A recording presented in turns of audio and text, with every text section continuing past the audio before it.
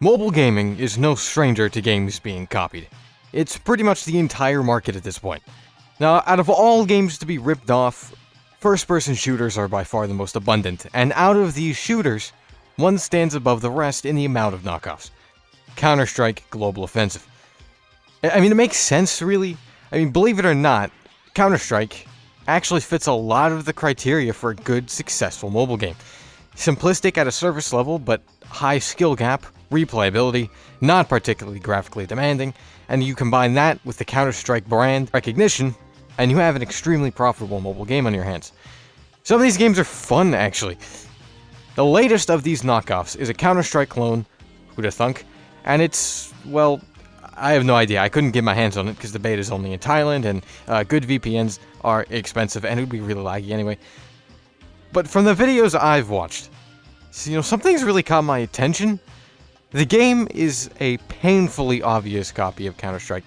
Oh, by the way, it's called Origin Mission. I feel like I should... This game is so painfully obvious a copy of Counter-Strike, it raises the... Like, look at this! This is literally Dust 2. It raises the question, how is this not copyright infringement? I mean, Area F2 was bopped for just insinuating it was R6. And this is a direct copy. So I would assume, at that point, then the studio behind this game is... Wait, who is the studio? Who is behind this game? You would think that figuring out who made a game would be pretty easy, right? Or at least the company behind it. Well, see, other studios have their information plastered across websites and social media platforms all over the place.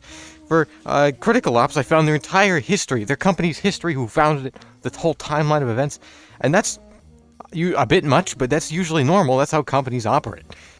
Well, according to the Google Play Store, Origin Mission was made by a studio by the name of DDD, like an acronym. The Our Website tab just brings you to the official Origin Mission website, and their website has absolutely no mention of DDD or any other studio for that matter anywhere. They do have a link to their Google Play account like any other game on Google Play, but when you click it, it just brings you to an error 404. See, they do have a contact email. If they respond to it, I don't know. So I decided to take it on myself to look into this a little further, because I wanted to know why this company was not giving any of their information. So, the registrar for the Origin Mission website says it was registered April 20th, 2021, under 4 individuals with any contact name whatsoever, completely expunged from the document. The only thing about these individuals is that they're based in Beijing. Their YouTube was created also on April 20th as well. No info there either. The Discord server, the official Discord server, was created sometime in May, and the account running it is just named Origin Mission, and the account's not even a month old, so it was just created specifically for this Discord to maintain anonymity.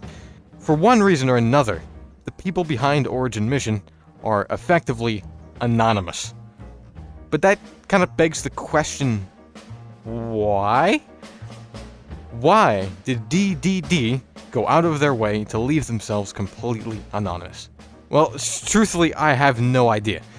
It's possible they could avoid copyright somehow, but this doesn't really make any sense. I mean, they're in Beijing anyway, and copyright law in China is, as we already have established, pretty lax. And besides, being anonymous won't really help you, because their information is not gone forever. You can still find it if they're actually under, legal scrutiny, so that doesn't really help. It's just away from the public.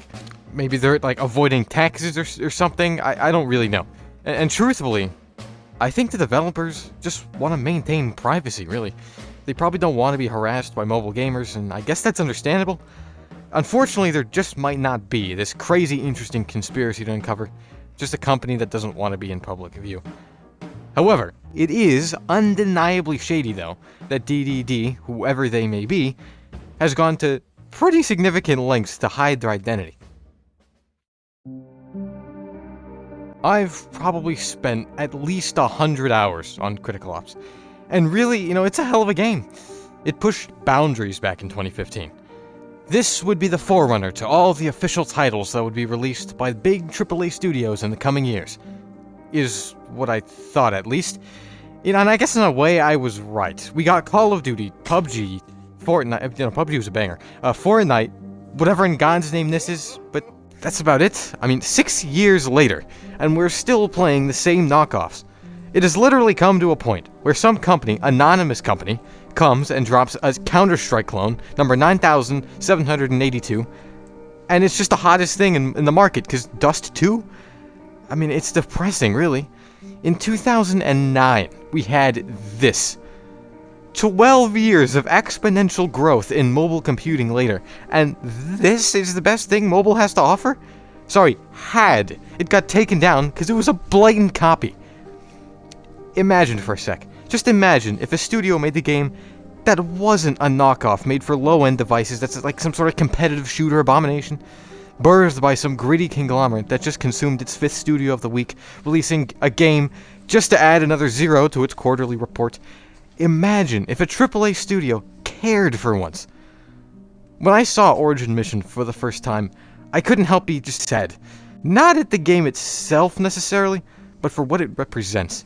Origin Mission, and games like it, are the reason why mobile gaming is still where it is now.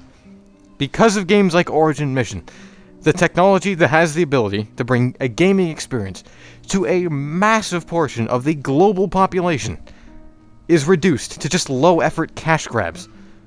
Mobile games are powerful and have a potential that is truly unimaginable. And it saddens me to see money ruin it. Did you know mobile gaming is worth more money than PC and console markets combined? Coming in at a whopping 51% of the entire gaming market, compared to consoles and PCs 25 and 24% respectively. It would seem then, right, mobile gaming is successful. From a money standpoint, I mean, that's for damn sure, but as far as the quality of each game, well, I'll let you be the judge. You know, seeing mobile games' capital success has really made me think about what it really means to be successful. I mean, too often we obsess over quantitative objective achievement. It's easy to say that money, or views, or whatever quantitative metric you would like, is success. But mobile gaming is worth $6 billion a year, and the companies involved make hundreds of millions along the way. But would you say mobile games have been successful? Avraham Shalel, I'm sorry for butchering the name, owns Plarium, the company that made Raid Shadow Legends. Would you say Avraham is successful? What about all those YouTube channels peddling AF2 clickbait over a year since it's gone? Are they successful? I mean, their views and money sure do paint it that way. Origin Mission's developers, remaining anonymous, preserves them and not a studio, but an idea. In my mind, they are the symbol, the concept of where mobile gaming is headed. The personality of games vanishing to the tide of greed and bureaucracy. Studio heads being replaced by faceless corporations. As of now, mobile gaming is at the cusp of vanishing into obscurity, killed by the greed that fueled its growth. I don't want to sound all doom and gloom, though. I mean, things are in some ways are actually looking up. We do have a lot of new games coming. As I'm sure you've heard a lot of times, we're getting Valorant. We're getting War in Arms. Apex, can't forget about Apex. I don't care about Apex personally, I'm not a huge fan of the game. But I mean, at least more and more AAA companies are actually releasing games for mobile. I honestly think, and here's what I might make into an entire video, is how I think user-generated content is going to be the way of the future as far as mobile games go. What is that, you ask? Well, you're just going to have to wait until I upload a video on it. Or not. Who knows? Who even... I don't know if I'm going to...